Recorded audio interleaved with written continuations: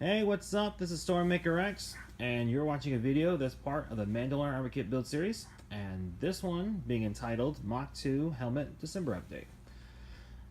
This main video here is focused more towards what I've been working on with the helmet and as far as the different features I've added to it, but mostly just to show off what I have here and what the next step is. So let me go ahead and give you a good view here. Alright, so there's a couple of different specs here and there that kind of stand out with the helmet. Okay, forgive me if I shake the camera a little too hard. I'm not trying to, but anyway. In case you're wondering, the helmet has been weathered, which is what the process is being, as far as black wash and brown washed. As far as how to do that is, what you would do is just take some craft paint, colors of course being black and brown.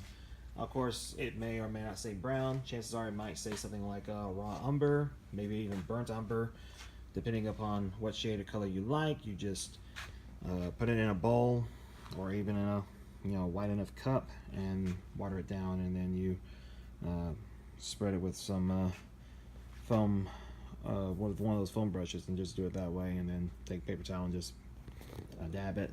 So basically what that does, it just gives it the realistic appearance. It just makes it look like it's been through some earth terrain, maybe even some use and abuse. So therefore it kind of gives a more realistic aspect and appearance. But anyway, I have literally worked as much of the different details on it as possible. It may have to go through another wash, I don't know. It just depends upon what the rest of the armor looks like by the time I get done.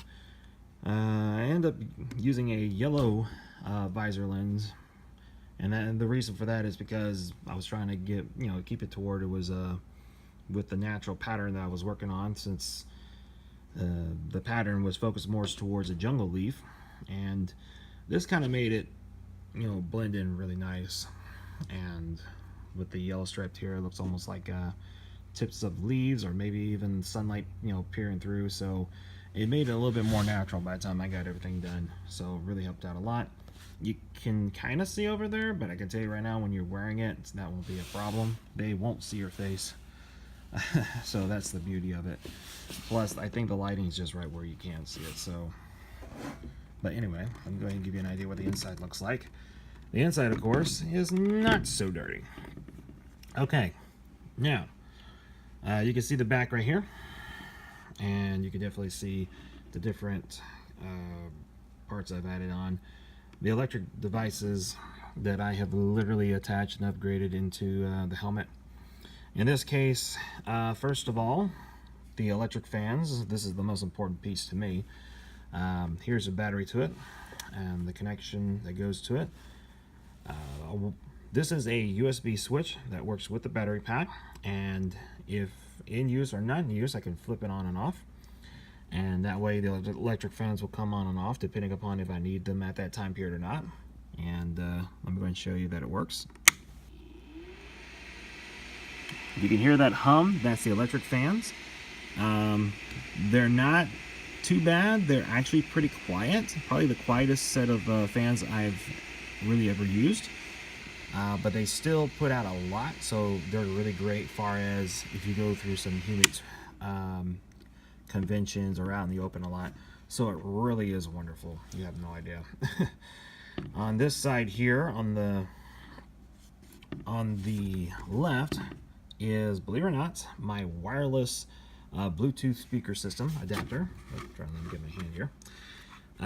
And what's so great about it is, basically, I don't have to worry about having a wire going from my torso onto my helmet. It's just, all I have to do is flick this on, and then adjust the power here, and it will feed through to the speaker that I have down to my belt, and I can just go ahead and just talk away.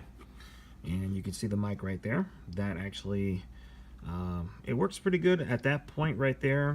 Any higher or lower, and you're not gonna be able to speak with it. So, but yeah, that all works. The only problem I have here is that there's just so much wire right here, so I velcroed everything into place and then therefore just wrapped around like there.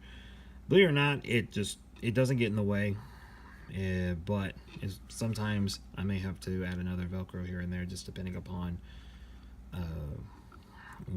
what situation is necessary and what is needed. Also, this is the fun part. You could probably already guess, General Grievous. So Matthew Woods was kind enough to go ahead and autograph the inside of the helmet. So yeah, everywhere I go, his name is pretty much bearing inside my helmet. So no regrets. Definitely a lot of fun. But yeah, so I will probably end up getting more autographs as time comes and as I'm traveling around. But anyway, it's pretty clean on the inside.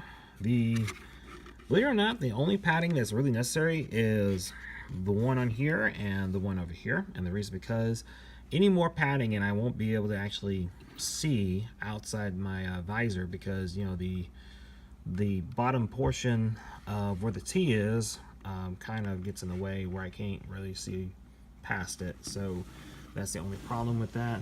And what I mean by that, I'm talking about like right here, like my eyes will be like right here if I added any more padding on this part right here. So from the inside, it's one of those cases, sometimes you just got to work with what you get and just go from there. So yeah, it is what it is, but it's easy really to work with. Now, the only thing left to do on this helmet reeling is and I'm waiting until the rest of the kit gets done first before I do anything else to it. Practically all I need to do now is, I'm thinking it's going to need another black wash, but like I said, again, I need to see how the rest of the armor looks like first, so therefore I can adjust the weathering according to, because it's not going to make it, you know, it's not going to make any sense for one portion of the armor to be darker than one particular piece. And if that piece is the only one that's not really as weathered as the others, then it's like I just got it or something. So we kind of want to adjust that. The other thing is to go ahead and finish the camera mount right here. It's just trial and error right now. I think I might have got it figured out, but it's like anything else. It's just it's gonna to take me probably about a month to get it all set up, maybe. As far as getting the structure, getting the different little greebles attached to it, and therefore it makes it look more realistic. But anyway, so, and then afterwards I may hit a clear coat on everything, so therefore to kind of give it some extra protection, and afterwards it should be looking pretty good. So yeah, later on I will be doing some other videos based on the kit. I'm definitely going to do one based on the armor. It's got the jungle pattern written up, you know, as far as all painted on it and designed. And then soon enough I will do some videos with me wearing it all. So, but yeah, but that's going to be like after the holidays and after some crazy little events are behind me where I can focus. But soon enough I'll be back in the game and I will be doing some more videos. So, and we'll get back to getting to work. So with all that being said, if you like what you see today, if you would go ahead and hit the like button. If you'd like to go ahead and keep up with other things that I'm working on, just go ahead and hit that subscribe button down below. Also, if you have any questions or comments, definitely leave it down below and I will answer them ASAP according to as far as the nature of your question. But anyway, everyone, I hope you have happy holidays and Merry Christmas and Happy New Year. With all that being said, see ya.